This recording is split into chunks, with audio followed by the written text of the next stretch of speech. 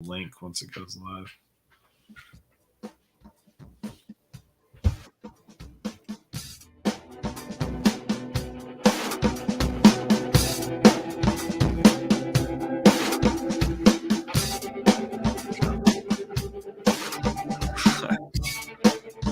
Hello. Hey.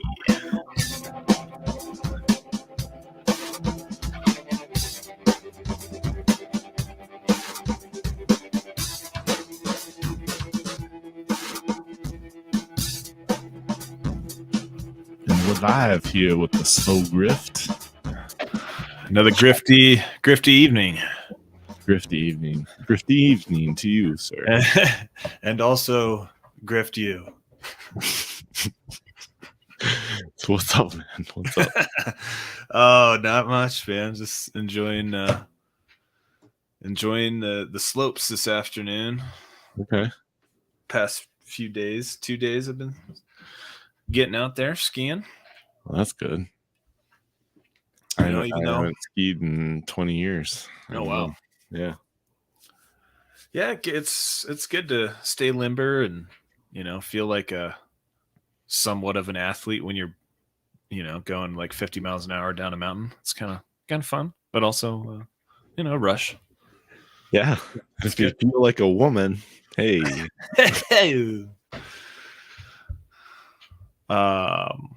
I'm not finishing that one. Yeah, I'm letting that lie.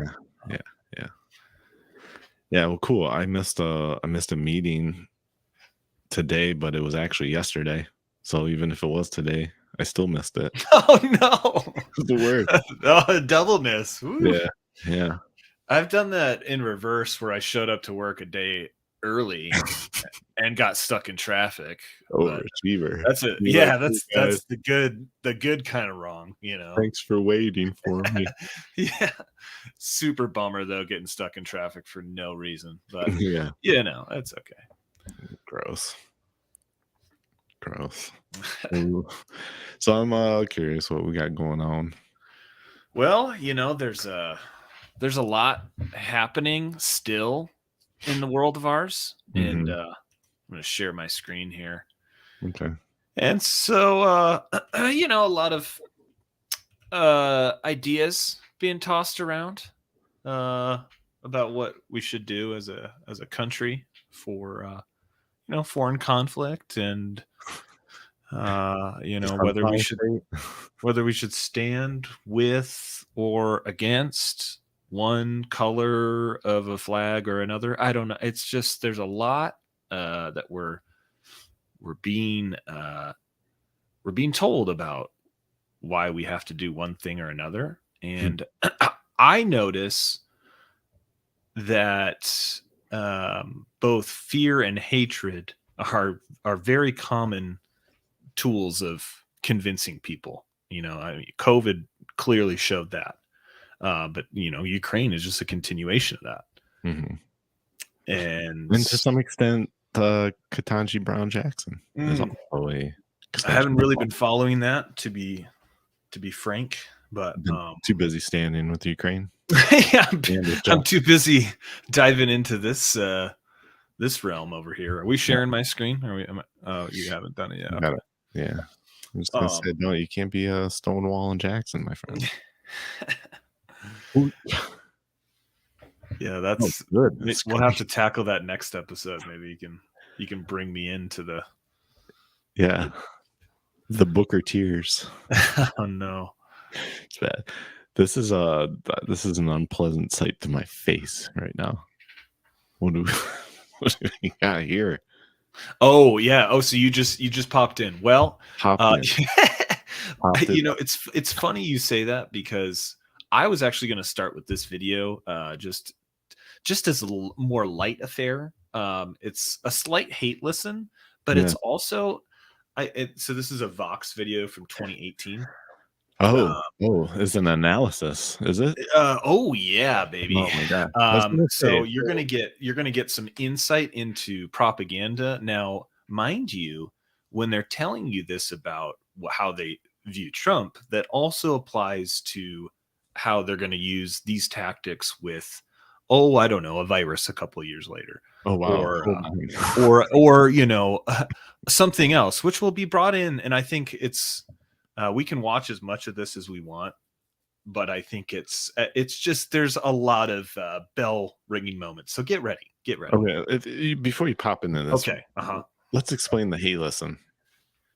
Oh, sure. Well, for a hate listen, to my understanding, is just like, you know, when you watch something that you cringe multiple times throughout, whether it's Stephen Colbert or you know, certain presentations of BuzzFeed News or any like not the best analysis or not the best podcast or not the best, you know, it's just, but you still need to listen because it's, you need that information, insight into how other people think, you know? Sure. Okay. That makes sense. That's more an intellectual approach, I think. Yeah. Hate listen. I mean, you know, we're kind of, it's being blunt about it, but I mean, hate watching. Yeah, you know, like this is kind of cringeworthy, and everyone has their own hate listen. You know, I remember back in the day, I'd turn on AM radio, listen to Rush or whoever else, just out of like, God, these guys are fucking.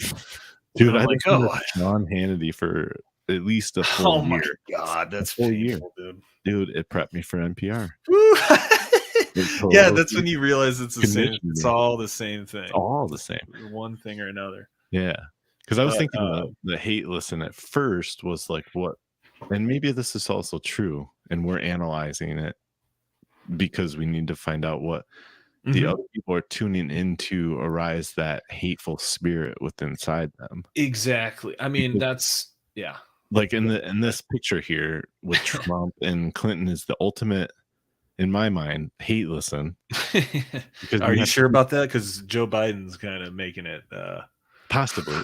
I mean, I love these debates, but it was classic. But both sides are like, they're not like, yeah, that's my person. They're just focusing on how much they hate the other person.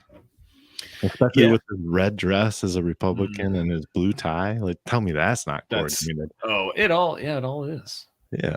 And everyone has their, and we'll get into this, but everyone has their hate listen or their 2 minutes of hate person, their Emmanuel Goldstein, you know. Oh, yeah.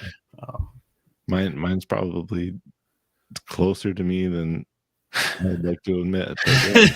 Oh, true. Yeah.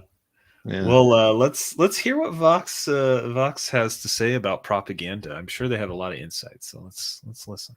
At the height of the 2016 election, researchers released a report warning about a strange propaganda technique. Another day, another lie, another conspiracy theory, another falsehood. They called it the fire hose of falsehood, when a propagandist bombards people with more lies than they can possibly keep up with. Why all these lies? Why is it lie after lie after lie? According to the report, these lies don't have to be believable. It wasn't just a lie, it was such a bad, obvious lie. Researchers found that even obvious lies had the potential to be highly effective at shaping public opinion. I mean, he just says things, and then they are the truth in the world of the Donald. The thing is, that report wasn't about Trump. It didn't even mention him. It was about Russian propaganda. And it raised an interesting question. Ooh. How could a powerful leader benefit from telling obvious lies? You've signed more bills than any president ever. The president just simply lies for no reason. I was against the war in Iraq. Why lie about something that you don't have to lie about? You have people registered in 2 states. They vote twice. Why does he keep repeating it if it's obviously not true? We're going to get to Trump in a minute. Hell yeah. But before that, we have to talk to Christopher Paul. Senior social scientist at the Rand Corporation. Ooh, the Rand Corporation. Yeah, this is total anti-establishment they're drawing from here. Co-wrote the report on Russian fire hosing, and he described it as having 4 key characteristics. Russian propaganda is high volume and multi-channel. It's rapid, continuous, and repetitive. It makes no commitment to objective reality, and it makes no commitment to consistency. Now, does that sound like Fauci to you, or hey, or any of the current politicians? Yeah. What was the term? Flooding the zone. That's kind of like fire hosing. It's the same thing. Yeah. So But this is Russian. So Oh no, of course, no. Look And at the you know flag. what Look at the flag fire hosing above it. Well, I mean, pull up let's a see the picture colors. of fire hosing. Like, let's Google that and then see if civil rights movement images. Oh, yeah. The So- Russians were against that. Actually, I have no idea if they had. Well, I'm just saying, fire hosing is an anchor word for a lot of people, like lynching. Oh, wow. Yeah, that's a good. Yeah, good point. Ooh, sounds like Trump. Can you give me a second? I'm building a narrative here. The first two characteristics are pretty standard for propaganda. Research shows that if we hear a lie from multiple sources, we think of it as more credible. The same is true for lies we hear repeatedly.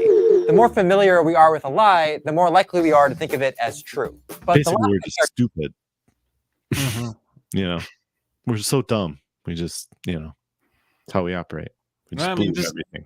If it's he was. What was it? Goebbels, big lie. Was he the big lie guy, or was it Hitler? He's the one that's quoted. I mean, first thought so. it was quoted by Hitler, but I'm pretty sure it was Goebbels. Okay. Goebbels. But yeah, Hitler, big lie. Characteristics, no commitment to objective reality or consistency.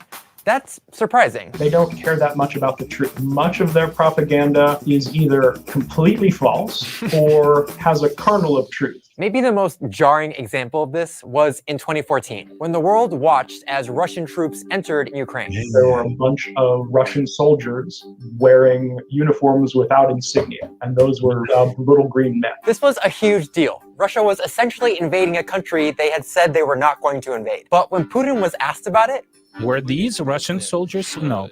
These were local self-defense forces. Putin vehemently denied, no, the little green men are not Russian soldiers. It wasn't just that Putin was lying. He was lying about something so obvious. There was footage of the soldiers airing on TV. Russian troops spreading out throughout the strategic Crimean Peninsula. And then, a few weeks later, he just said the opposite. Of course, we had our servicemen. They were acting very correctly. No, I'm sorry. No, I misspoke. Just, of course we have troops there. This is counterintuitive. This is not what I expected. Because I come from an influence background that says credibility is king and the truth will always win. Part of is that right, Mr. Rand Corporation? Yeah. Yes. All right. According to him. Being a good liar is not getting caught, making sure your lies are at least somewhat believable. When Dick Cheney said, "There is no doubt Saddam Hussein now has weapons of mass destruction," he was lying, but to most people who aren't intelligence experts, it sounded credible. No, it didn't. Holland doing in front of the hearing committees. Yeah, they don't like to talk about him because they still like him. Huh? Yeah. No, Dick Cheney. I mean, sure, but no, I was a junior in high school, and I was like, no, this smells like bullshit. Awesome. There were plenty of people. But there are also plenty of people who fell for that too. But oh yeah, for sure. They said they'd never fall for it again. All age groups too. Mm-hmm. Oh yeah, it was not the popular position to be against the Iraq War initially either, because it was riding that 9/11 wave. Yeah.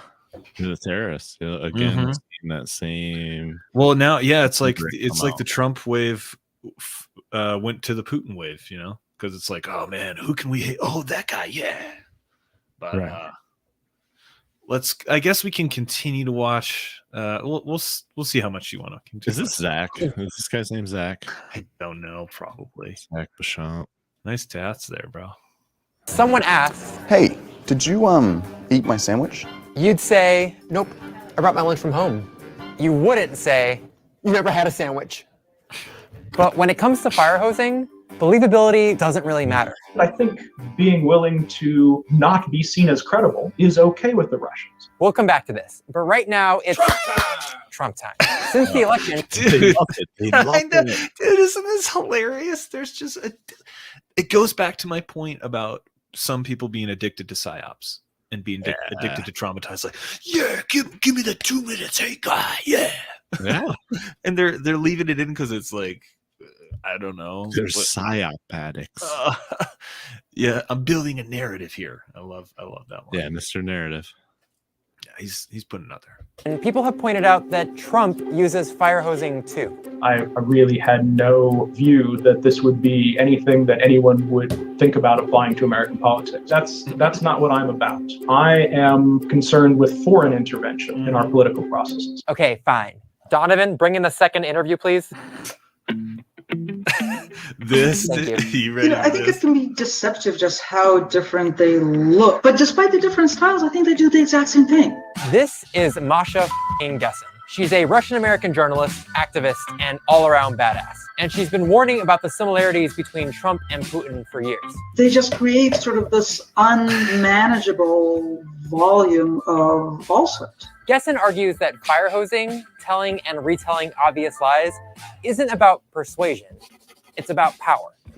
Yeah, because that's what they're saying. Remember, they're saying this about themselves, right? Yeah, she's guessing. She was leading LGBT rights activist, probably around the riot pussy time. Oh yeah, she probably came out. Was Pussy Riot the Ukraine thing? Was there a linkage there, or was that was something else? Wasn't it? I think Pussy Riot was earlier. Wasn't it? Yeah, I think it was before that. Actually, no, after it. Was it? Oh, yeah, because I think it was Obama though. Used to, yeah, somehow I think it was used against Trump though.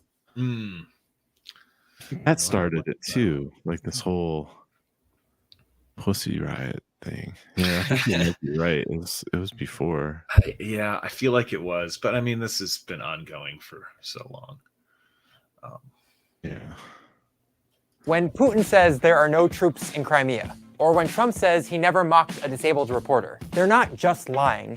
They're asserting that they are not constrained by reality. That everything, even things that are totally obvious to us, can be challenged. I never said it stops transmission. I didn't. I mean, we didn't lock down for no. It's hospitalization.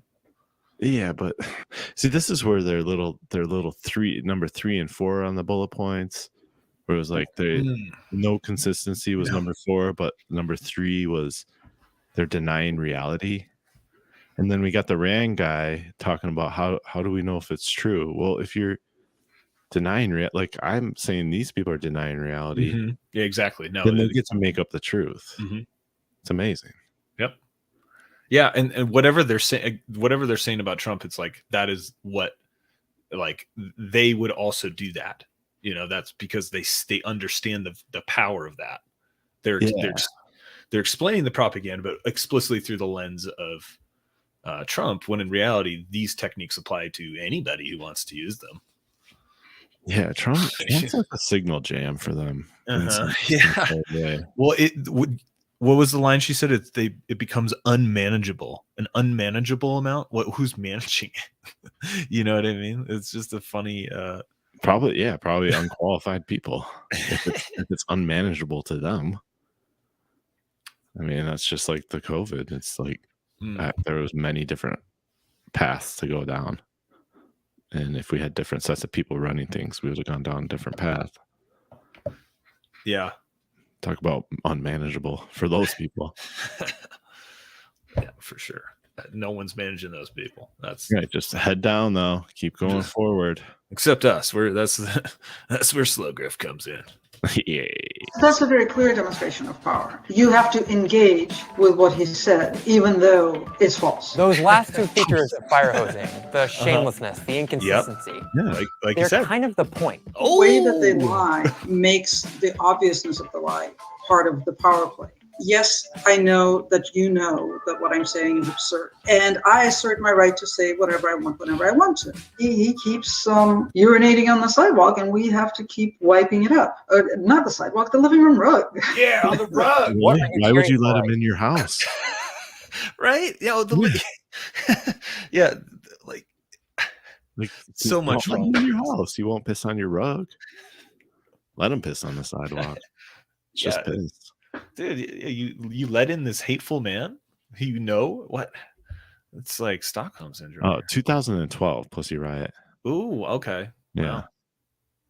Their 2012 punk prayer against Vladimir Putin. A punk prayer. Okay. Who then was serving as prime minister in between presidential terms. Right.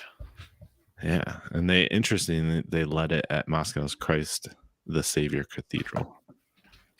For sure. It's probably an amazing building. Good sound too. Playing a rock band in a cathedral. Yeah, punk. Yeah, right. That's amazing. A prayer. Yeah, there's a lot of it's not a prayer. A lot going on there. A lot of rituals. I can kind of sense. Yeah, we'll have to archive that one. How much more of this guy do you want to watch? Because I mean, Mr. Narrative, Mr. Narrative Man, Mr. Zach Beauchamp, who also went to school for political science and philosophy. And got his at the London School of Economics. Science, no, you don't say. Wow. International relations. Does he have an ink sock tattoo as well, like the Antifa teacher? Yeah, because he looks like he has the same like style as that guy. Yeah, wow. Okay, this is all on his LinkedIn, and he's a research associate. Was his first job at the University of Oxford, probably during his time of his advanced degree. Writing academic paper, that's his language, writing academic paper on the ethical implications of the military use of unmanned ground vehicles and blogs for Oxford's UHERO Center of Practical Ethics.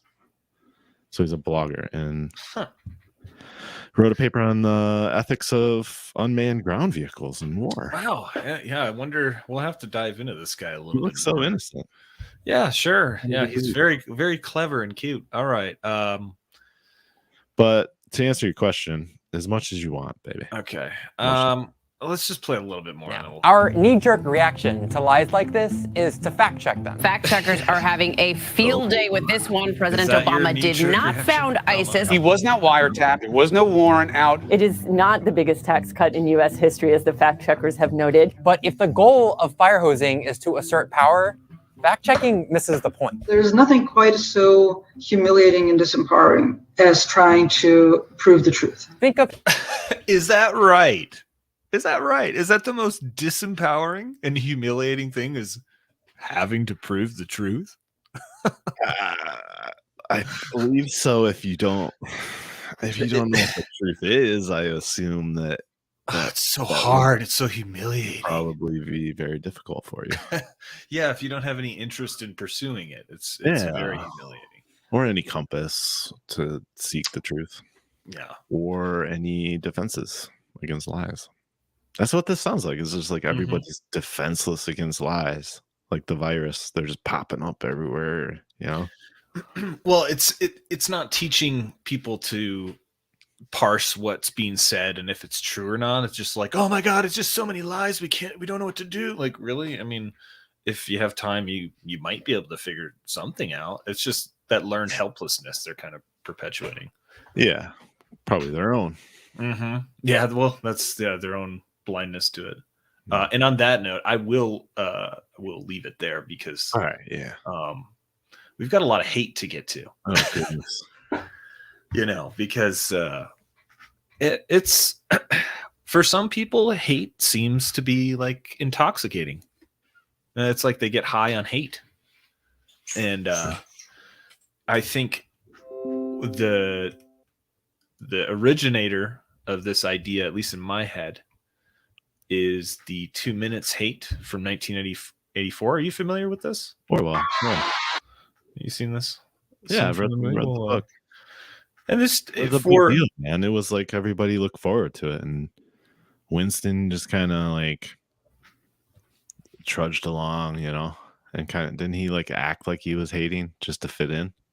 Well, I'm not sure if I think so at certain points later on in the book, but initially it's like you can't help.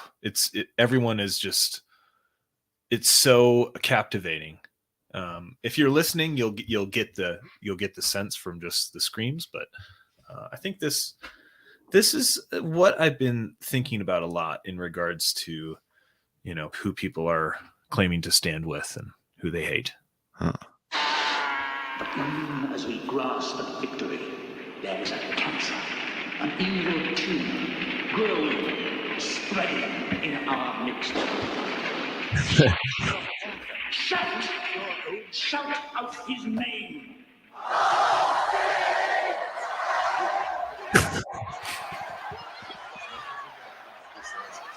Putin!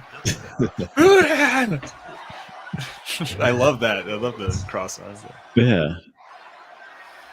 Like, isn't that like kind of a body language of being shackled? Yeah, yeah. Handcuffed? Uh-huh. Huh.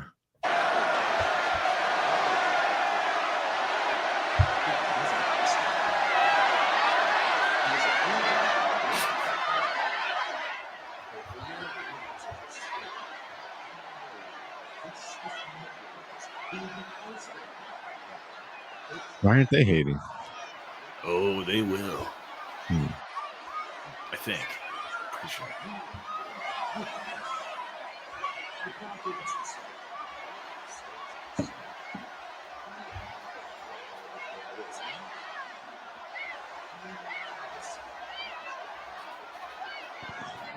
It's like, get it, girl. Who throws a shoe? He's like, he knows. Yep. Inner party, yeah.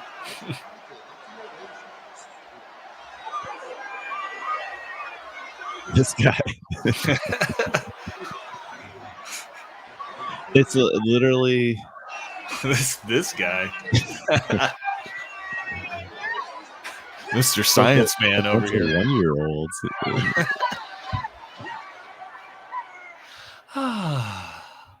Wow.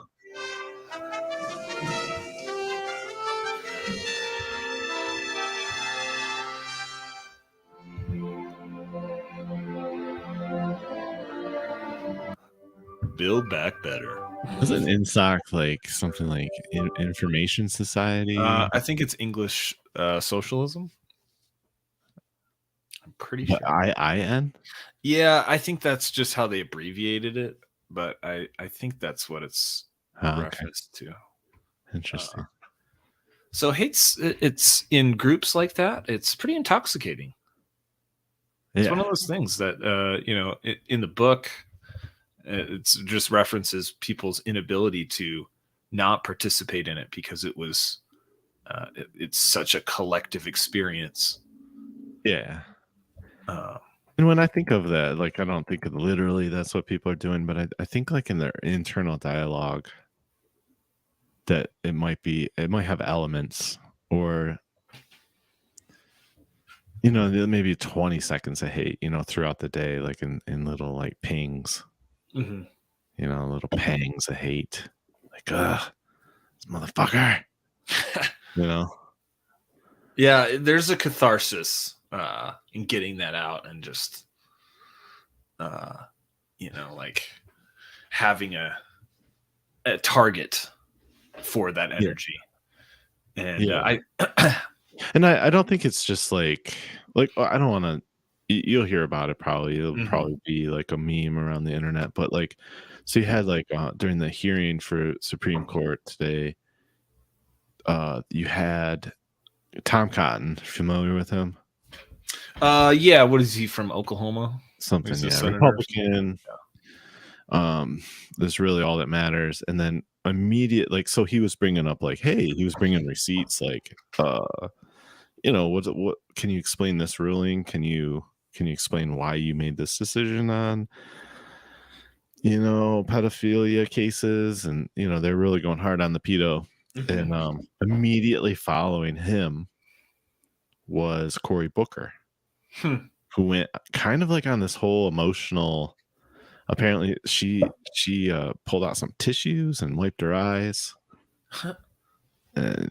Cory had her crying that hard, so he's really appealing to like emotion. Mm-hmm. And so what I'm saying is that this 2 minutes of hate, sometimes it almost even acts in reverse, like a 2 minutes of like almost like hateful empathy. And what I'm trying to say is like they won't listen to the evidence or the receipts. they'll only listen. They'll only redirect you back to Cory Booker. Wasn't his speech so moving? You know, it's exactly what we need. This and that. But then you say, yeah, I get all that, but is this the person? You know, and I think that's what's happening when you have like the narrative surrounding like a diversity hire. You always have, is this the, if you're going to hire someone based on these criteria, are you hiring the best one? But nobody wants to listen to that. They want to hate the Republican. They want to hate the person, like in their mind, the boogeyman. It's the white supremacists and the hiding behind the bush.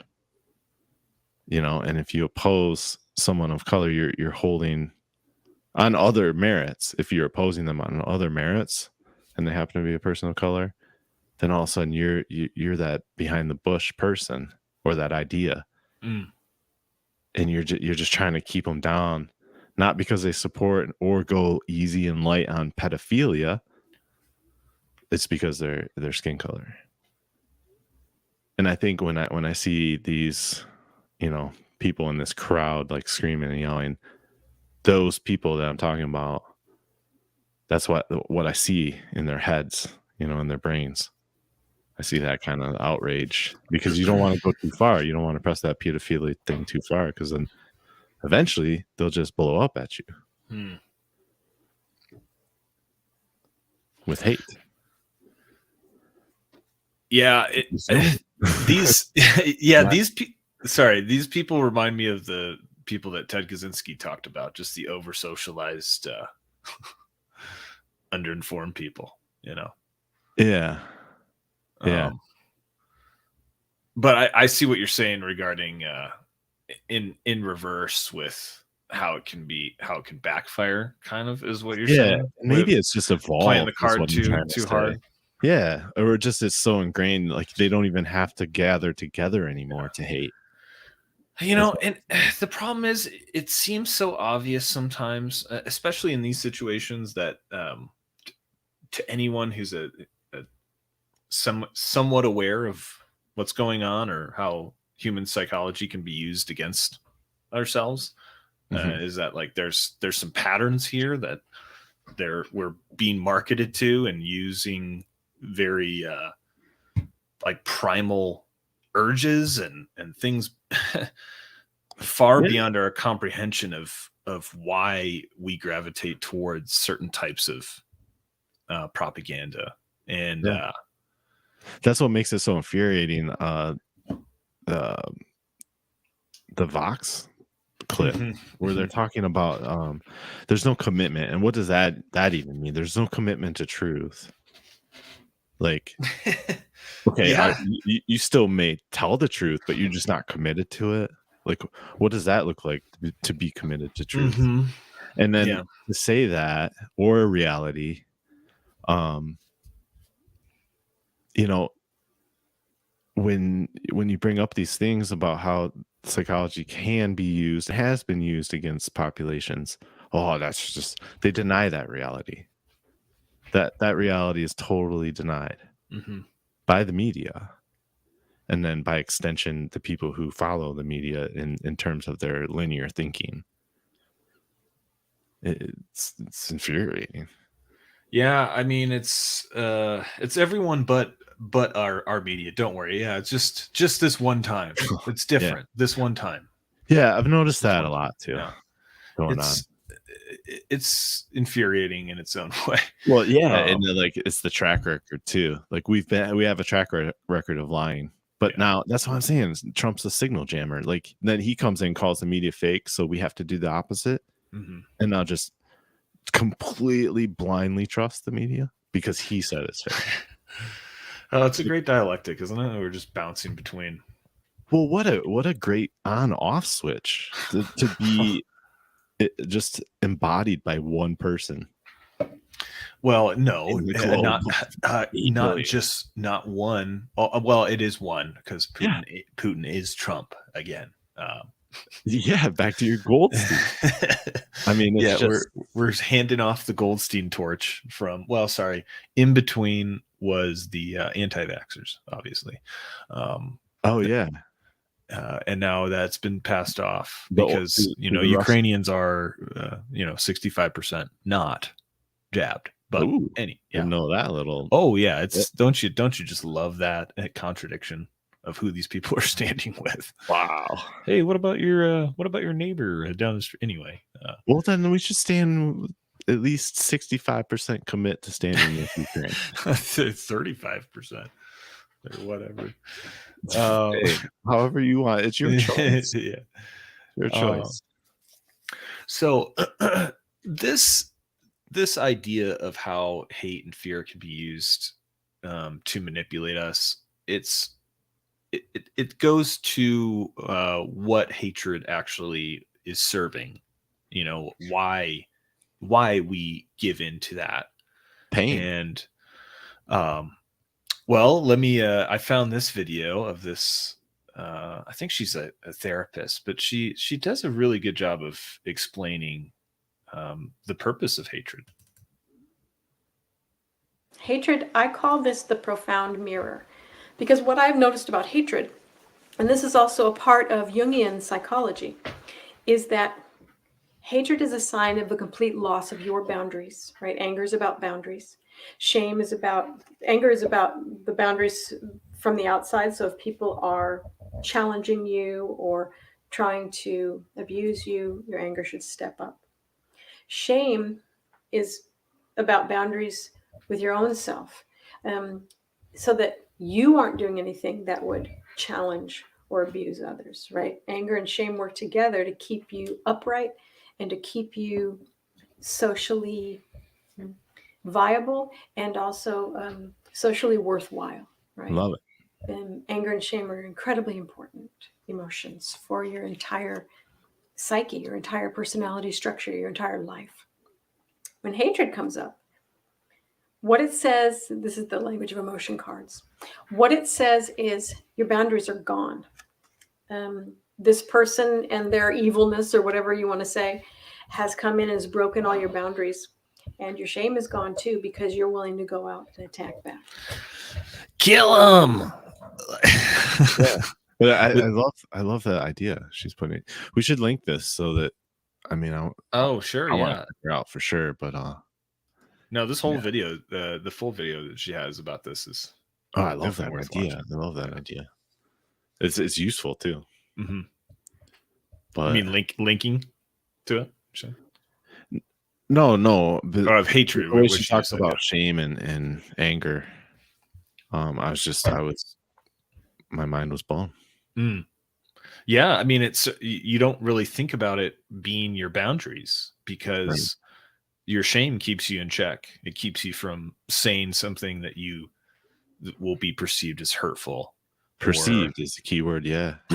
Or take it makes you more polite and respectful in a similar way that anger, if somebody does something that is deserving of anger, you're setting a boundary like, hey, that's not okay, and I'm expressing that. Whereas hatred, as we saw in the 2 minutes of hate, those people don't have any boundaries. They're just overcome. They're in another complete state of mind. Yeah, and in that book, in that story, didn't they have like very emotional sex as well? Yeah, actually, I'm not sure about that. Now that you're saying that. Yeah, and that's just like another boundary that's not there. It's just like that sexual, bodily boundary. Yeah, so when we don't have boundaries, we're prone to going all the way and saying things about certain people that maybe we don't actually mean, or it's said in spite, not from a place of groundedness. Hatred and being grounded don't seem to really go together. No, they don't at all. And you're spot on. There's no groundedness. I mean, have you ever? Of course you have. We all have. Is acting out of hate. You can look back on it. You weren't grounded. No. And then, and like you said, perceived. You probably had perceived threats happening at that time too. You know, which is like, and like it's the current administration likes to put it up existential threat. You know, Putin in Russia now is just like COVID is an existential threat. Yeah, to our entire existence. Yeah. And so when you feel that perceived threat, it's you go into these primal emotions very easily. Yeah, because they're toying with the boundaries you don't have. You don't even have these boundaries. You don't have the typical American doesn't have a concept of being invaded or, you know, even held up or killed by another country. You know, we just have all these inward mirror shame moments of like our own country being fucked up. Mm-hmm. But we don't. It never comes home in that way. Right. Yeah. Whereas more covert all ways. All around the globe have that. That's an actual threat to them. Mm-hmm. And I think, like, you know, boundaries. I don't want to talk about borders necessarily, but that's where that comes into play. Is you have an actual threat, a history of a threat, and you throw up a border. You know how? What do you mean? How dare you? Don't. I'm just saying that's how it's happened. I'm just, you know, whether I agree with it or not, it's nobody's business. But like, no, I don't want anyone coming over the border of my body. My body is a border at all. Yeah, like I'll let in who I want to my body. Yeah, we all have borders, somewhat. Yeah, and they all get violated at some point. You know, and that's when you gotta reestablish the boundaries. Exactly. So, play this out. Right. So hatred is a sign of complete boundary devastation.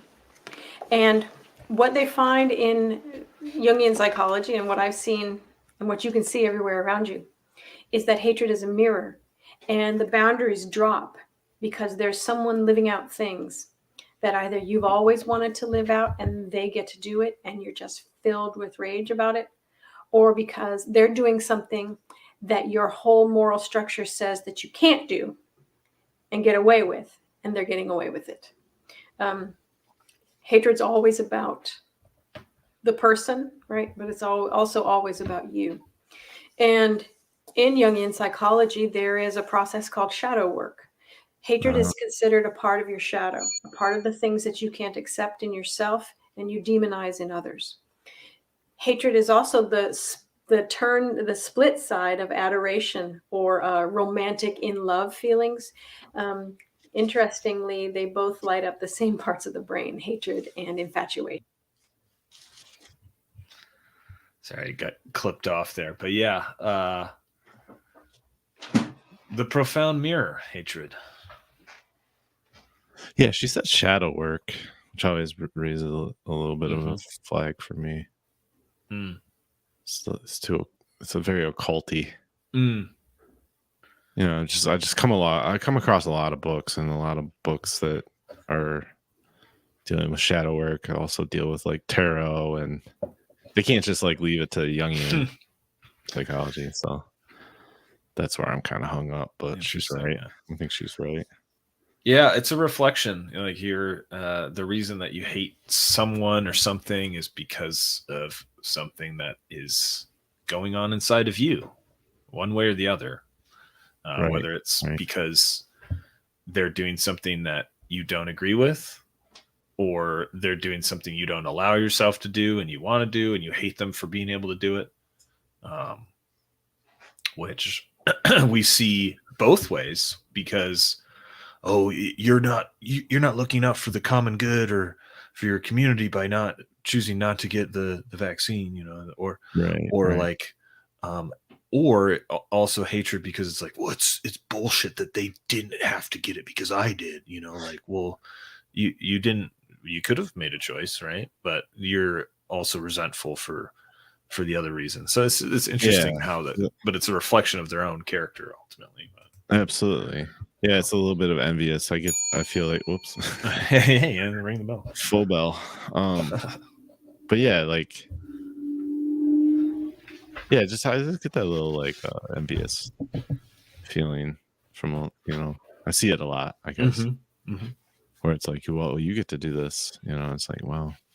you're not taking into the consideration the full scope of a human being's like emotional life either, because you're probably doing something that they wish they could do as well. You know what I mean? Like if somebody gets mad at me for something I do and they want to do it, you know, I guarantee there's something about them that I wish I could do, you know, as well. Yeah, we all have our things where it's like, man, I wish I could do that better, or I wish my mind worked that way, or I was more one thing or another. Yeah, but that's not a reason I hate somebody. Sure. Yeah. I try not to let my hatred, or I don't really hold hate that much. I really try not to. And when I catch myself, I mean, it's just not something I put energy into, because I'm not trying to react. I'm trying to respond after contemplation. Sure. I think you and I probably fall in her category of like, you see somebody doing something that morally you don't allow yourself to do, and they're getting away with it. Right. Yeah, it's more of that. And a lot of people are stuck in that part of the brain that just keeps them more reactive. It's that old reptilian friend of ours. So what happens is that part of our brain is activated and it takes over. That part of our brain says, you better not raise your hand and ask a question because people might laugh at you. That part of your brain says, I'm going to read Business Plan for Dummies and do it just like it says in the book, because then no one will be able to tell me I left that part out.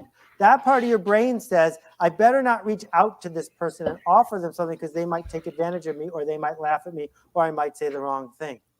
And so the lizard brain loves school. It loves being a cog in the system. The lizard brain is soothed by working on the assembly line because it's not your fault.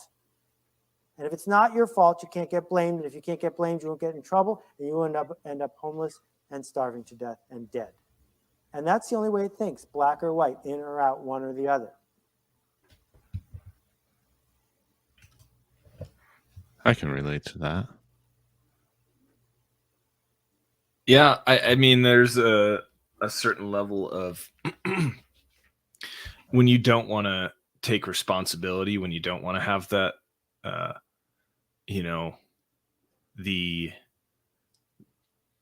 basically the responsibility of responding, of having to make a choice. A lot of people would rather fade into the background, just be another one of those members of the people screaming at the telescreen during 2 minutes of hate, because there's a certain level of I'm no longer responsible. And in crowds, as we've seen over the past few years, that level of individual responsibility kind of gets lost in the madness of the crowd sometimes, and that's displayed in many different forms. And I think currently what's going on with Ukraine, and similar to COVID, is kind of a manifestation of that, where it's just easier to agree with the collective on one thing or another than it is to have to take any responsibility for anything. You know? Yeah. Have you ever had a pet reptile? I don't think so.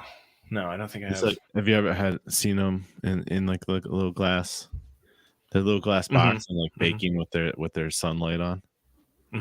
Like the lizard just likes to sit and bake in the sun. It doesn't like the fight or flight. You know what I mean? And I think you're right. Like these situations that were,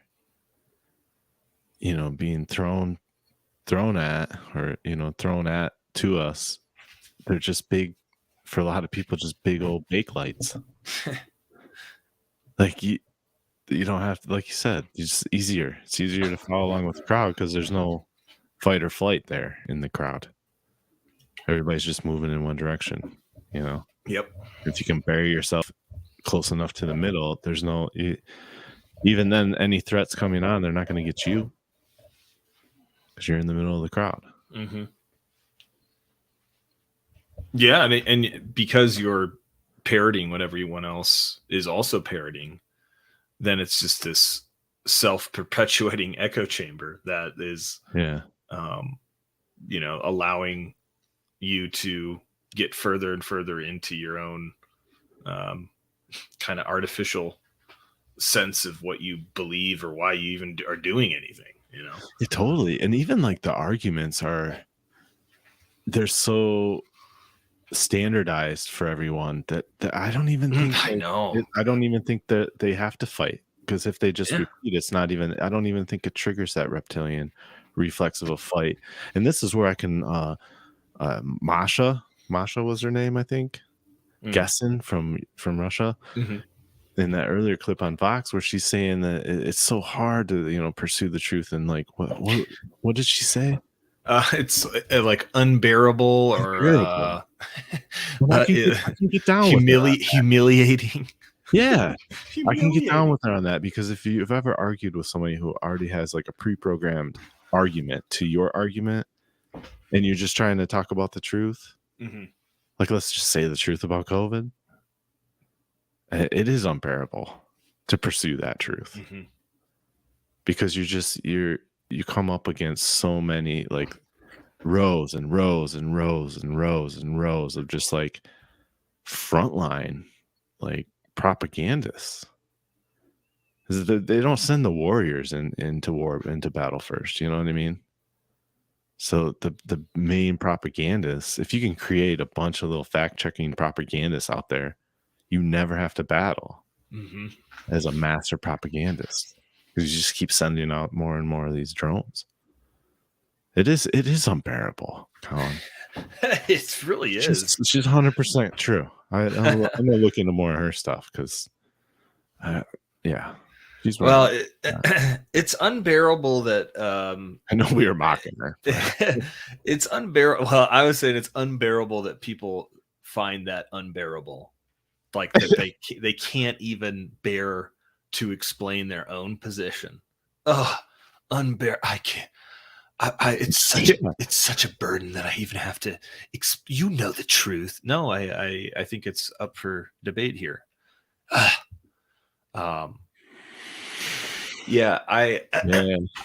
think as a part of this process, I've wanted to really understand, how do people get wrapped up in that herd mentality of just doing what everyone else is doing because everyone else is doing it.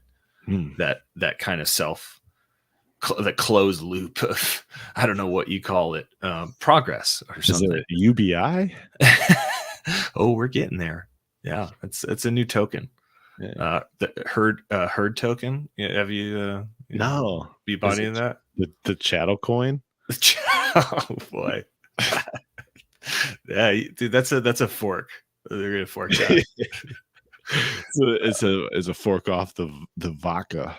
The vodka coin. Oh yeah, that's the OG. Yeah, the OG vodka.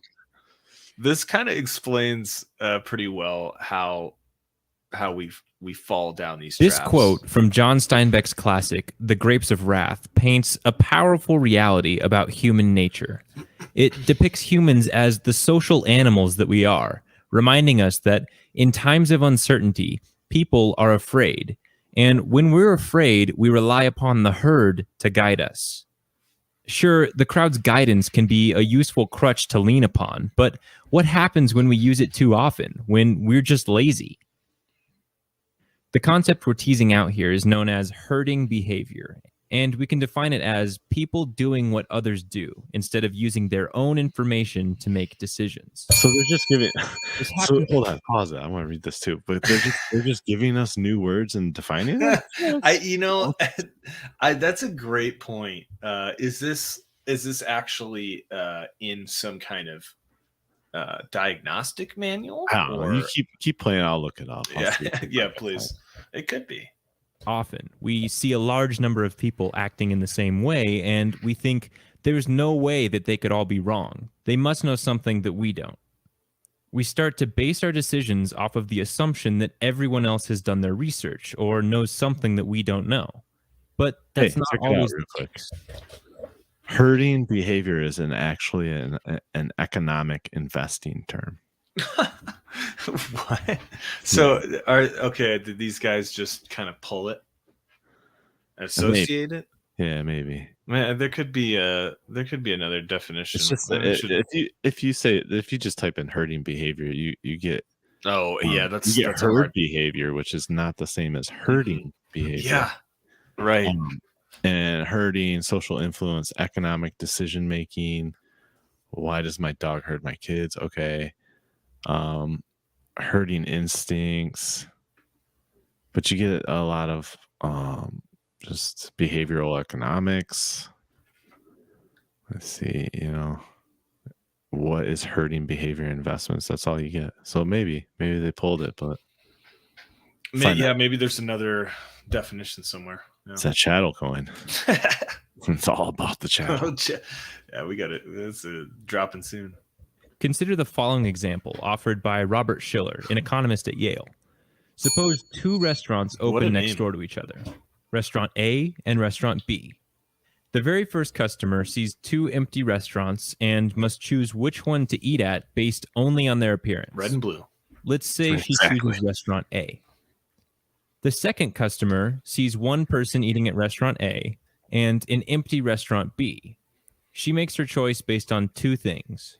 First, the appearance of each restaurant. That's her own information. They're going to go off. They're going to go on a Yelp advertisement here pretty soon, I think. The fact that the first customer chose Restaurant A. That's external information. If the second customer chooses to go to Restaurant A, then the third customer will see two people eating at Restaurant A and an empty Restaurant B. I think you see where this is going. As people continue to join the crowd, they prompt others to do the same.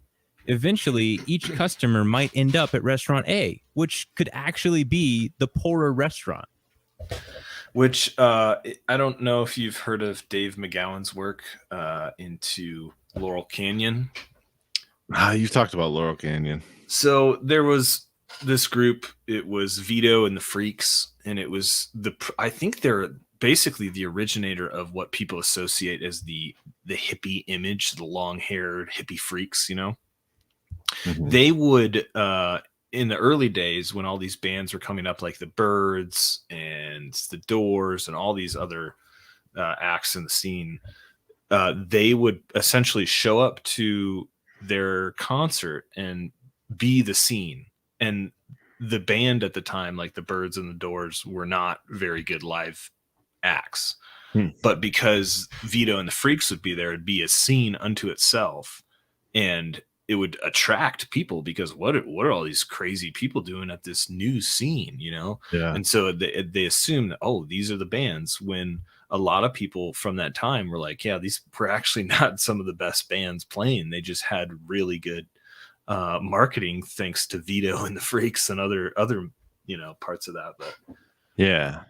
So was Vito and the Freaks like the inferior quality band?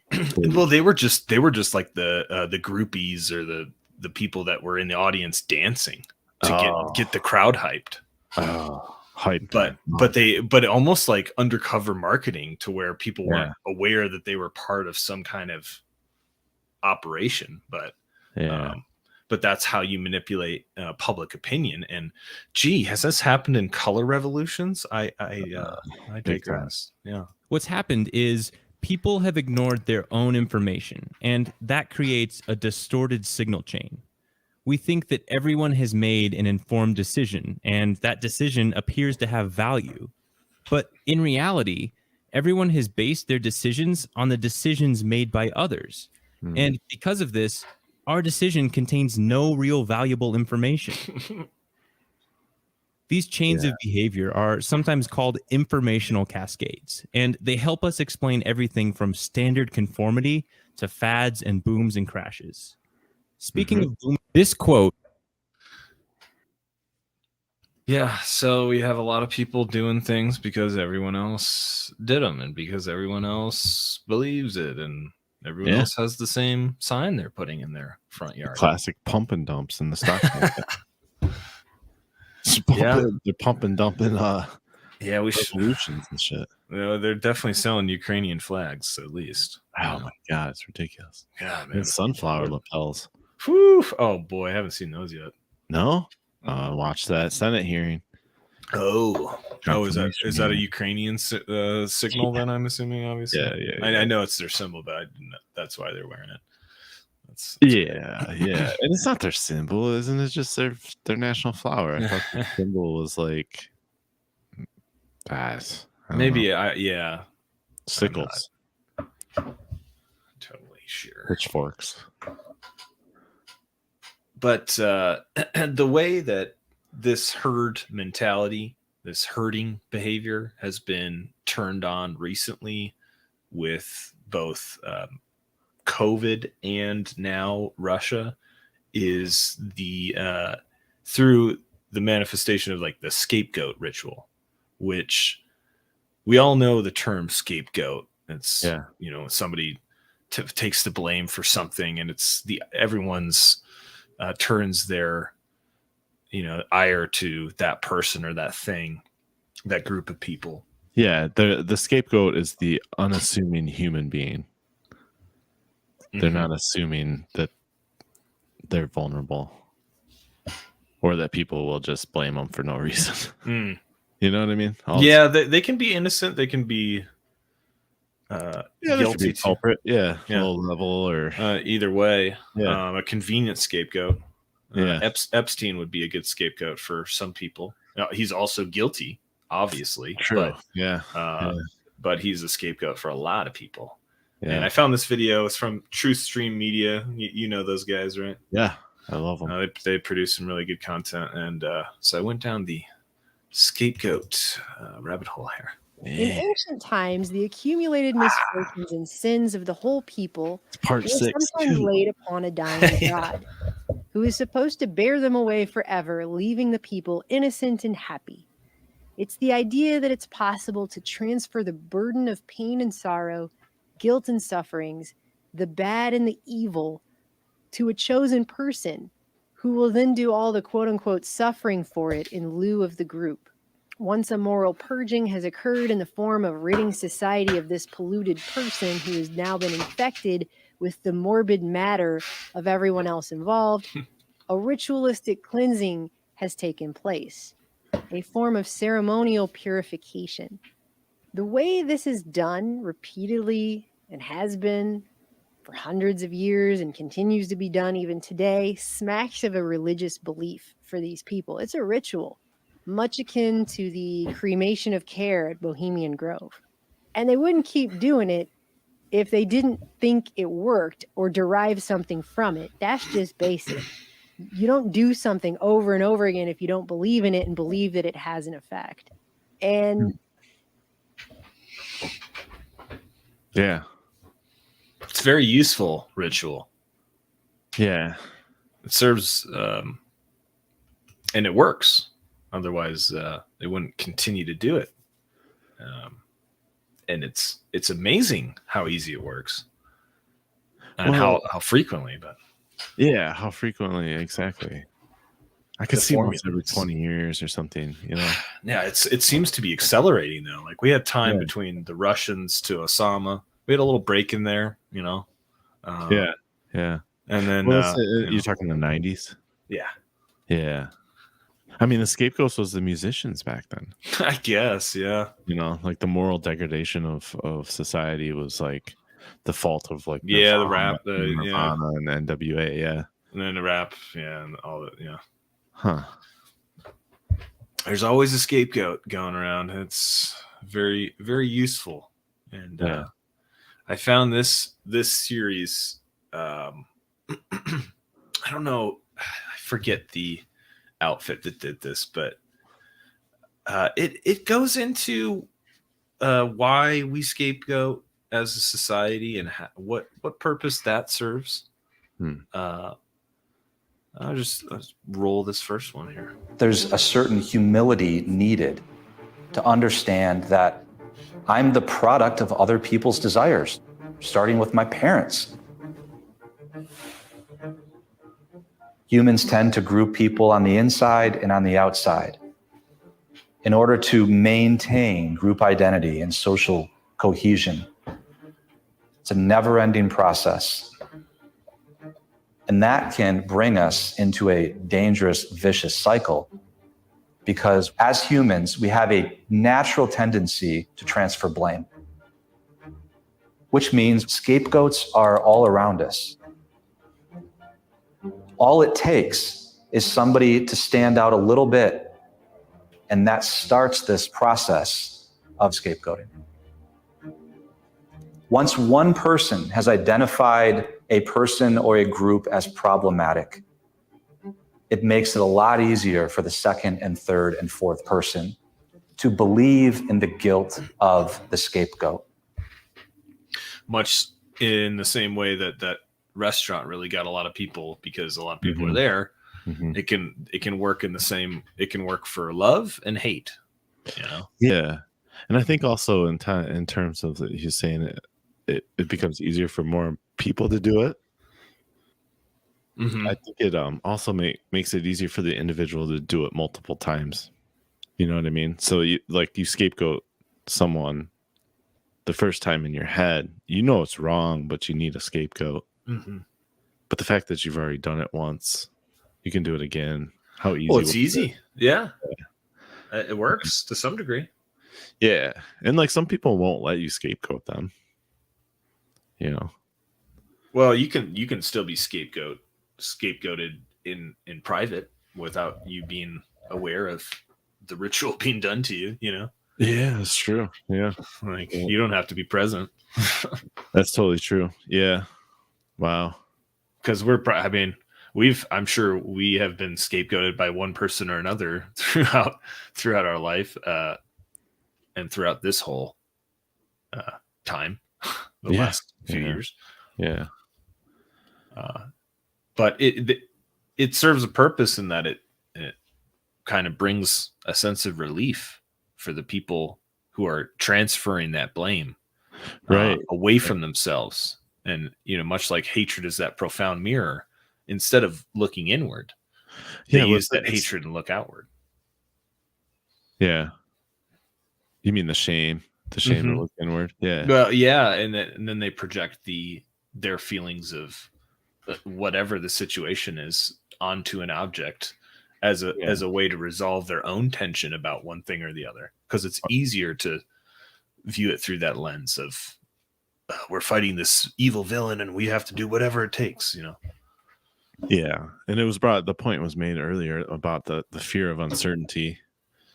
And I think the relief, I think it has a lot to do with removing that fear of uncertainty. Because if a war breaks out, who's right, who's wrong? You don't know. Oh my God, I'm afraid. Let's scapegoat. Yeah, and then jump on that. Oh, that's easy. I know that guy's bad because I've been told he's bad for a long time. So obviously it's his fault. And then everyone else is assuming it. Yeah. You don't have to engage in the unbearable practice of pursuing the truth. Oh, it's very unbearable. It's humiliating, actually. All right, let's go back to It was that desire. So this kind of just fleshes it. It fleshes it out more. Okay. Same guy. This is a series of clips from this. Okay. But it just fleshes out why scapegoating brings relief. Desire is mimetic. To say that desire is mimetic is to say that it's imitative. We imitate the desires of others, really from the first moment that we're born. And as groups, it's even more powerful. This gets to the heart of the scapegoat mechanism. The more people begin to engage in this mimetic process, the easier it is to convince ourselves of the guilt of the scapegoat. A scapegoat is someone or some group that is used to achieve a very specific purpose. People make scapegoats when there's some fundamental truth that they don't want to acknowledge.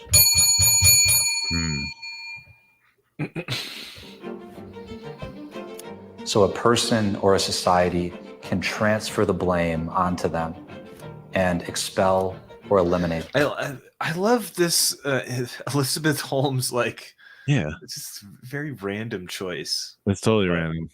They have a lot of the victim random of scapegoating. I mean, of who? That would be interesting if it was true. Yeah, they have interesting B-roll in this series, I will say. Did this guy? What did he say was mimetic? He said that desire is mimetic. So the more people are placing desire onto whatever it is, the more other people will catch on to that. Yeah, and it amplifies itself. Yeah, I just find it interesting that comes from like a Darwinian perspective. Okay. Them and imagine that the cause of all of their problems is gone. People do it because it produces a sense of catharsis or relief or healing. Scapegoating feels good because it's a way of protecting ourselves from having to suffer. Somebody else has to pay the price for our sins, for our weakness.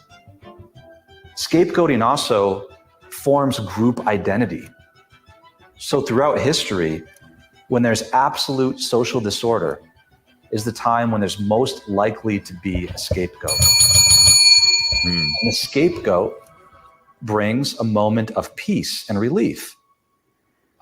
We finally identified the root of the problem. We dealt with that.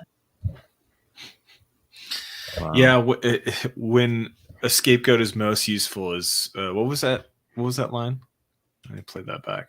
Absolute social disorder is when there's absolute social disorder is the time when there's most likely to be a scapegoat. That rings true to me. Yeah, I mean, doesn't it? Time, but now, yeah. I mean, what was happening right before all this? Because the Canadian trucker situation, freezing of bank accounts, looking at the board, like things are building up with other convoys, and people are looking inward and like, this is crazy, and then boom, it's all of that was just removed in favor of the scapegoat. Yeah.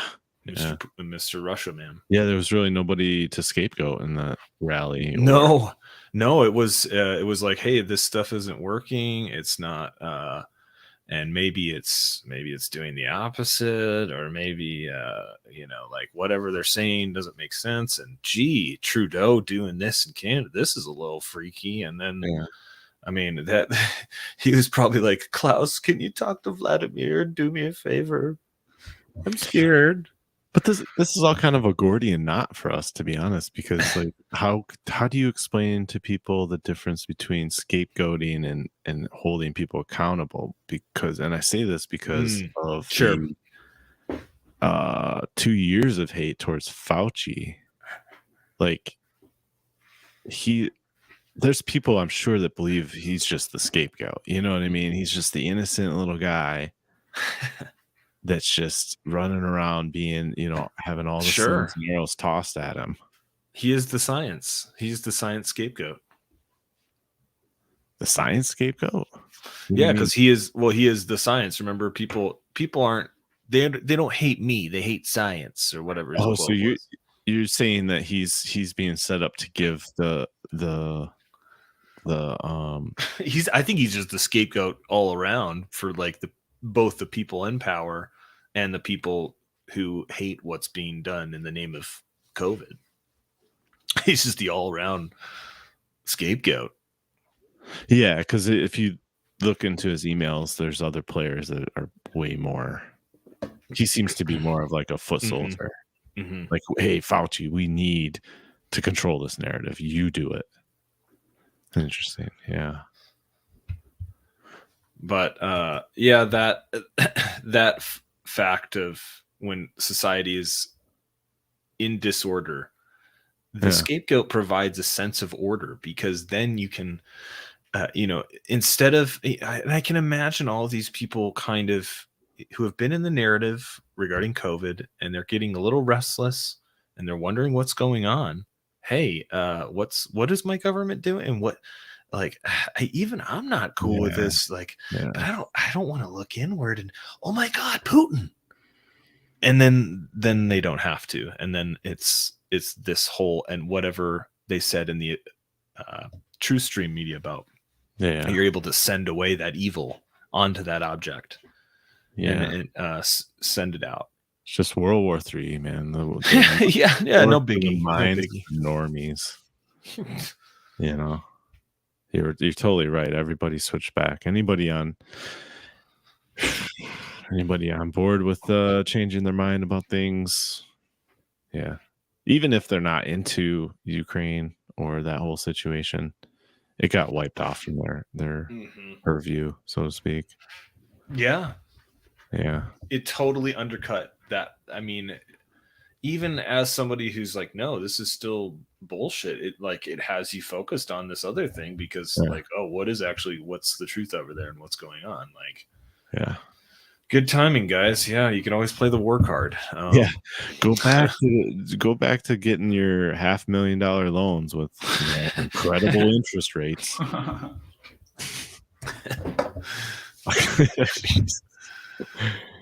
Get some yachts. I think Girard and mimetic theory provide some.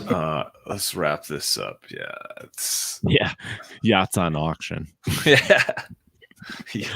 We got your yachts, your Russian yachts on auction. What was that guy's name? The Yatsenyuk, the Svoboda party.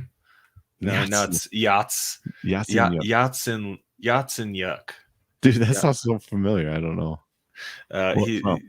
Victoria Newland was talking about him, like, let's get yachts. Klitsch, yachts was. Oh God, she can't even pronounce names. Oh well, she's got to. She's just got to cinch the yachts and the blats and the flats. Oh yeah, yachts on the mind. I got yachts on the mind. Yachts. What else? Yachts. What? Yachts. What's up? Yucking it with yachts. Yeah, get that yuck off your brain. Smug yucking. And I think Girard and mimetic theory provide some insight into this sacred function of the scapegoating ritual, where people have to die in order for our society to feel that something good has been done and that we're able to move on. It's super dark. We see these big scapegoats throughout history. Jesus, the Holocaust. But scapegoats happen on a micro level all the time. Steve Bartman, the Cubs fan, who was scapegoated for causing the Cubs to lose. Sports teams that have a bad year, what's the go-to method to make everything better? You fire the coach. We look around in our workplace and we see people being scapegoated and fired. Mm-hmm. Scapegoats are made in the news media and in politics practically every day. You make a scapegoat and 24 hours later, we need a new one. The universe is swarming with scapegoats, yet none of us actually think that we have any of our own. Isn't the world swarming with scapegoaters? Like people that scapegoat? What's that? The world is, he said the world is filled with scapegoats. But it's more sinister. The world is filled, by his logic, with people that are looking to scapegoat other people and pass the blame. Like, it's not, I don't know. Sorry, I had an issue with the way he said that. It is a little confusing the way he framed it. I kind of, the way I took it at the end there is there's many scapegoats, but generally people don't think that they have a scapegoat, that they are aware of that act. Like, oh yeah, I'm scapegoating that guy, like, oh, who's your scapegoat? Really? What do you mean? No, I mean, he deserves it. Right? Yeah. Like, are you aware of your being engaged in that ritual? Like you were saying about Fauci, because that's somebody that I could relate to. Like, am I scapegoating him? Sometimes, because at the end of the day, like, there's way more people involved than just this guy. He's just like the Goldstein of of COVID. You know. Yeah, but is that scapegoating, or are you just actively recognizing that if he was brought down and held accountable, then maybe other people might take a little bit different look on the whole situation? Well, I guess I would separate the actual accountability and responsibility he has for certain things from your emotional relationship with it, and how how you are interacting with, you know, like, do you have a 2 minutes hate with Fauci, and even if he's deserving of it, is it worth it for your own psychology, and what does it have to say about why you're doing, you know, kind of more on that line. But I get what you're saying. Like, there's more worthy scapegoats than others, if you want to frame it that way. Well, no, what I mean was just like kind of how he was just saying that people like, I take umbrage with people that have this ultra simplistic kind of dumbing down look on people. And where if you say the universe is just filled with scapegoats, you're taking accountability. You're scapegoating those people. that is taking the accountability off of those who wish to nefariously scapegoat or to use it consciously. I'm not talking about, you know, the subconscious thing, because I think you're right. The biggest and hardest, the most important thing, but also the hardest thing to do as a person is to have that situation where you're emotionally involved, step outside of it for just a few seconds to think without those emotions like fuzzying up your mind or your sight or however you're perceiving things. You know what I mean? Yeah, well, that's almost like your emotions are manifested in your body, you know, a lot of the time, in your nerves, and then you're shaking, and your heart rate can elevate, and before you know it, you're in that like fight or flight response. And like that's not conducive to a rational, like, is this person accountable for this, or what's the situation here? It's more like, no, that guy's bad. Right. That guy, bomb him. And that's what you're saying to hold Fauci accountable, because obviously you and I do too have like a lot of emotion tied in between or up in the last 2 years, and what we've seen happen, what we imagine could be happening, you know. Who wouldn't want a scapegoat, like, to actually see that guy get, like, you know, get held accountable to some degree? Yeah. And it's ultra important to step outside your emotion. You know, I make the same argument for the Trumpers too. Like, right, you love this guy so much, but just step outside and it will help you. And maybe they do, you know. Sure. Because I'm just kind of going off the media's interpretation of like Trumpers, and they just worship him or something. But, you know, just step outside. Maybe look at what he's doing or not doing sometimes. So it goes both ways. That's what I'm saying. Yeah, anyone who's going to be a hero is going to be a scapegoat for somebody else at this point. If you're it's similar to, it's like hero scapegoat is like love and hate to some degree, you know? And they're both they're both exaggerated, because that person they're human, they're not a superhero, but they're also not some supervillain either. So right, and I wanted to bring in this clip from Brett Weinstein, I think it is, not Weinstein. Berenstain. Bringing in the most recent, prior to Ukraine anyway, and Russia, was this scapegoat that we're getting tossed around. So magic trick. Well, sorry. So you're saying that he's speaking before any awareness of this Ukraine-Russia thing? So yes, this is older. Yes. Awesome. Okay. Visible from certain places.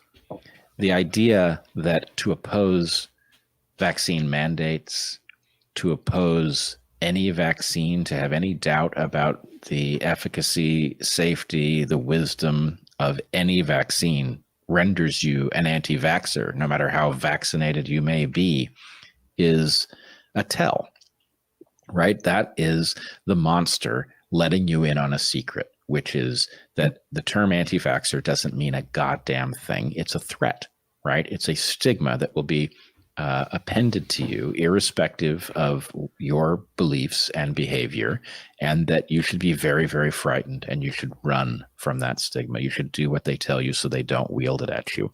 And the answer is, don't listen to them, right? If they're going to define anti-vaxxer so everybody's an anti-vaxxer, well then fine, right? Then it's a meaningless term. They did the same with racist, right? It's the same trick. Same thing. It's the Oh, who's that lady? Is that Oh, that's his wife, Heather. Okay. Yeah. Herring? Yeah, but it's a these are terms that are tossed around, anti-vax, alt-right, conspiracy, whatever. You know those climate change denier. Yeah, denier, COVID denier, Putin lover.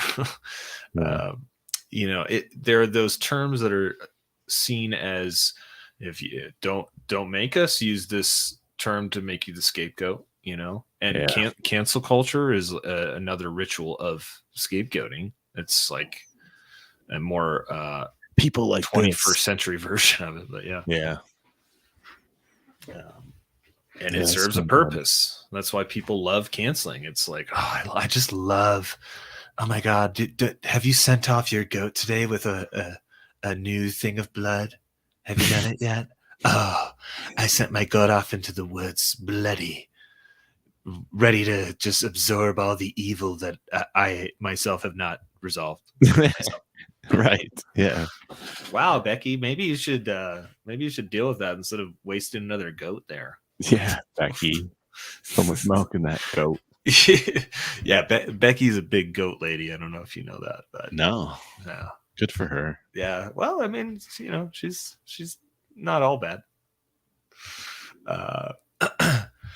But yeah, I wanted to round these clips off with I just got to pull from my gag Academy of Ideas. You know, they do good work on all these different topics, and kind of want to roll into why fear makes you and a population easier to control.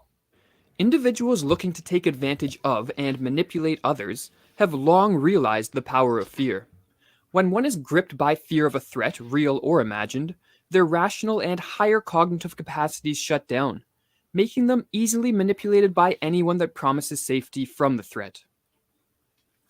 No passion so effectually robs the mind of all its powers of acting and reasoning as fear, wrote the 18th century philosopher Edmund Burke. Ruling classes for thousands of years have understood the power of intentionally invoking fear in their subjects as a means of social control. Henry Frankfurt, in his book The Intellectual Adventures of Ancient Man, noted that between 1800 and 1600 BC, a fear psychosis spread through ancient Egypt, precipitated by the invasion of foreign rebels hungry for power and conquest. Initially, this fear psychosis was justified by a real threat. Yet even when these foreigners were successfully driven far away from Egypt, the ruling powers sought to artificially maintain fear among the population, realizing that a fearful population is easier to control than a fearless one. Yeah, if you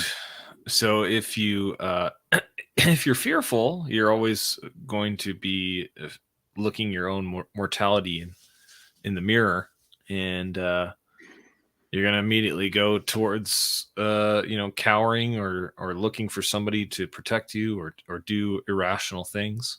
Whereas if you don't have fear of your own mortality in that way, or your own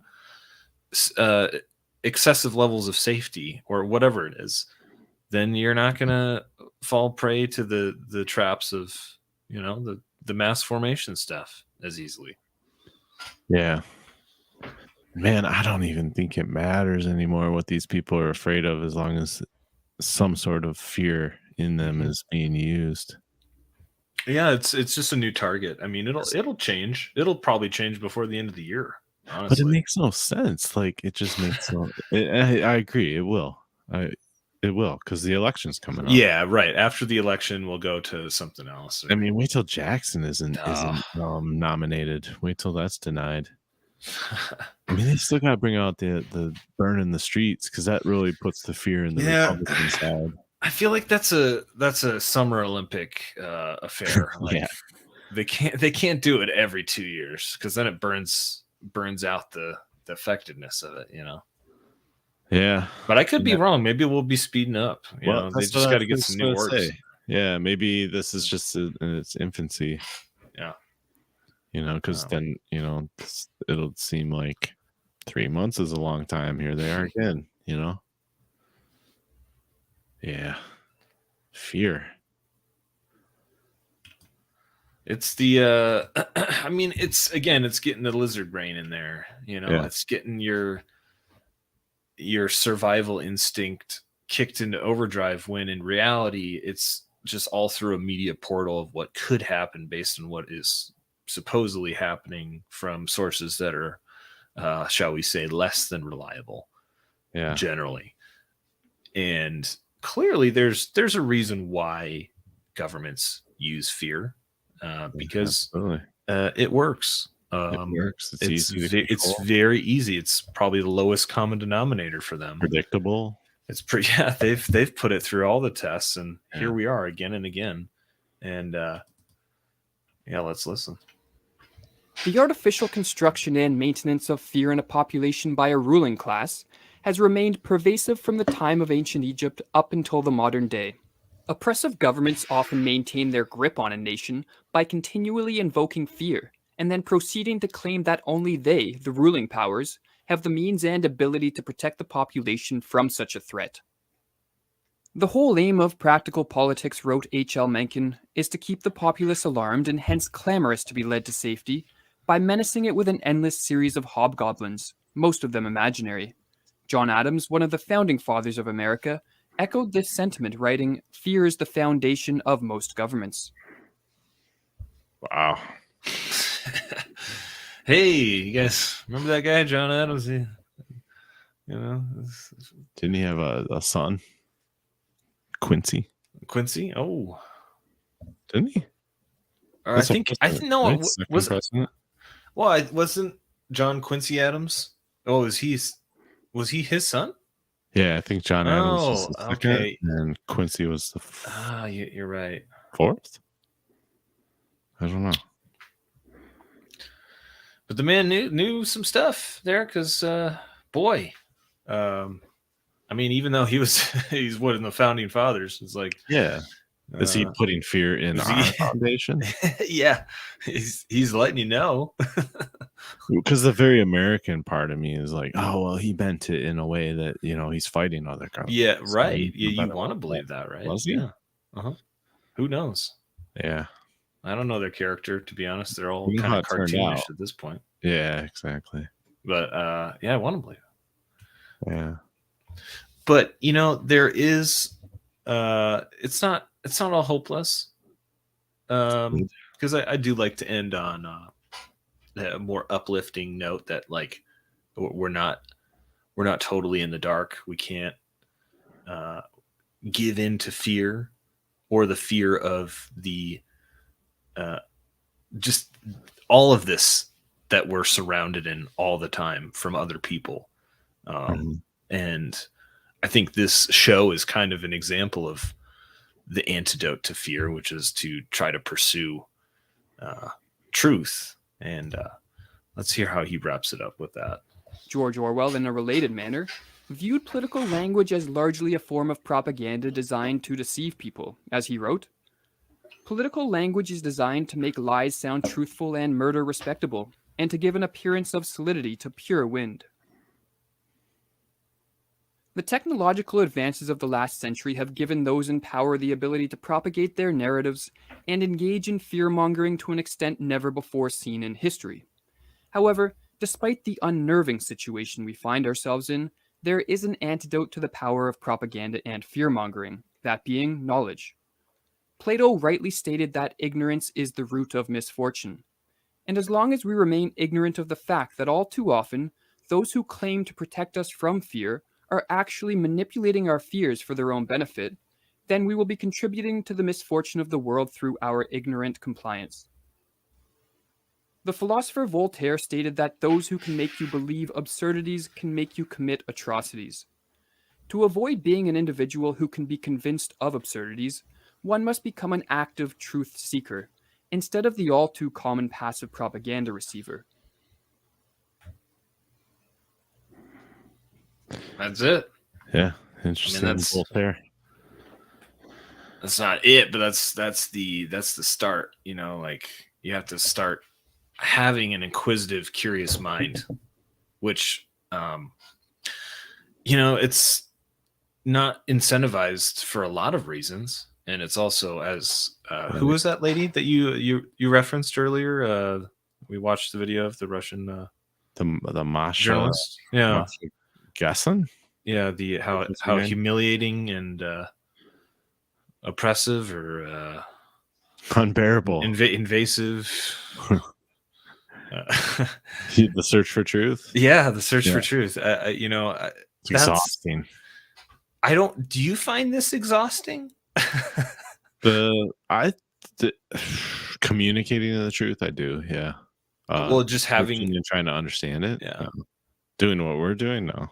Yeah, and I would say this is you know, we're acting it out to some degree. We're just asking questions and trying to understand. Laborious. Yeah, I mean, you have to dig, and you know, it's like cutting out tree stumps with wedges sometimes, but it's truly ultimately it's rewarding. I think it's funny because I find a lot of people stray away from this information because they're afraid of what they're going to find and what they're going to be faced with, and what it means, and having to make a choice about the information that's being presented. And so a lot of people stray away out of fear, ironically, because the truth is kind of intense and scary sometimes. But for me personally, I'd rather know so that I'm no longer susceptible to these types of propaganda campaigns that a lot of people, if you're not questioning every step of the way, you're going to end up inevitably falling prey to one of them. Sure. You know, we all do to some degree, but that's how they build inroads into your mind through the media. Mm-hmm. You know, they get you not questioning one thing, and then bam, they've already got a whole lineup for you. Oh yeah. You know, just look at Trump. You know, super easy to not question him. That's all I'm saying. Mm-hmm. Yeah, you want to believe. I want to believe a lot of things. Mm-hmm. You know, and I think people, to your point, are also scapegoating time by saying that I don't have the time to look into that. Yet they spend hours and hours and hours scrolling, or on Netflix. No kidding. Exactly. And all of a sudden they don't have time for things that matter, that actually, not that they matter, they affect them. Well, it's matter. It literally, it's not just flickering images on a screen. It's like, this is my daily life. Right. This is how I live, you know, and this is how it's impacted my ability to do that. Exactly. And it's valuable to understand that. Personally, I've you know, watched a lot less stuff and just dived more into learning and as much as I can, because you know, everyone has their own diversion of entertainment. We all have our whatever outlet it is, but more and more I find this deeply enjoyable, and it's cool to share it with everyone so that maybe we have a little less fear and a little less hatred in this world of ours, because sometimes that 2 minutes of hate feels like 2 years, 2 weeks of hate to slow the spread of 2 weeks of hate to slow the fear. Slow the fear. Yeah. Jeez, but I know it's been so long already. I know it's 2 years. Pretty much, yeah. Yeah. Pretty soon we won't be able to buy seeds again in the stores, which will be nice. Oh, is that for climate or that's the cyber seed? COVID, man, it's coming back. Yeah. No, sure. Lockdown. We can't have Easter again. I swear to God. Oh yeah. Well, don't scapegoat the COVID as much as just anything. Yeah. Try not to. So I won't for your skip own the mental story and blame the coof. Yeah, I got you. Oh, sweet, man. Well, we got to look into this a little bit more, I think, at some point. Oh, yeah. Scapegoat rituals in general? Yes. Yeah. A whole lot of things. Oh, yeah. The herding, what they call that? The herding behavior. Herding behavior. Yeah. Where's that coming from? And maybe my man Zach over there at Vox. Yeah, we'll yeah, no kidding. Where is he now? Because he's acting awfully stupid for being so smart. And he's probably in Kyiv. Suspicious. He might be. Yeah. Yeah. Well, until then. Take care, man. Yeah, you too.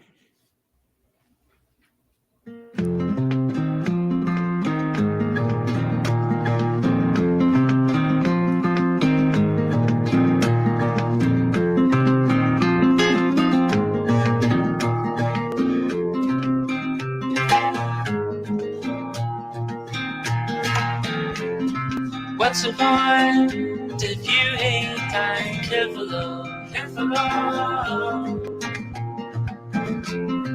What's the point with a love makes you ain't kind? Careful.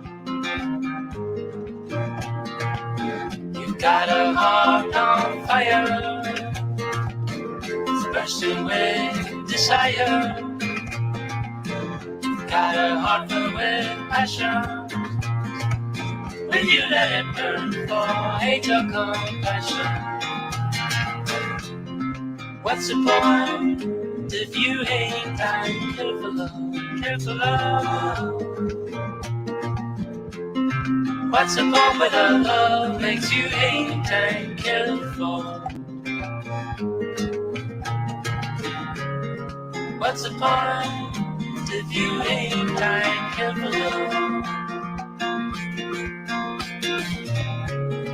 What's the point with a love makes you hate and kill for? Killing for love. Killing for love. Killing for love. Killing for love. You've got a heart on fire, bursting with desire. You've got a heart filled with passion. Will you let it burn for hate or compassion? What's the point if you ain't kind? Careful, careful, love. What's the point when a love makes you hate and careful? Killing for love, killing for love, killing for love.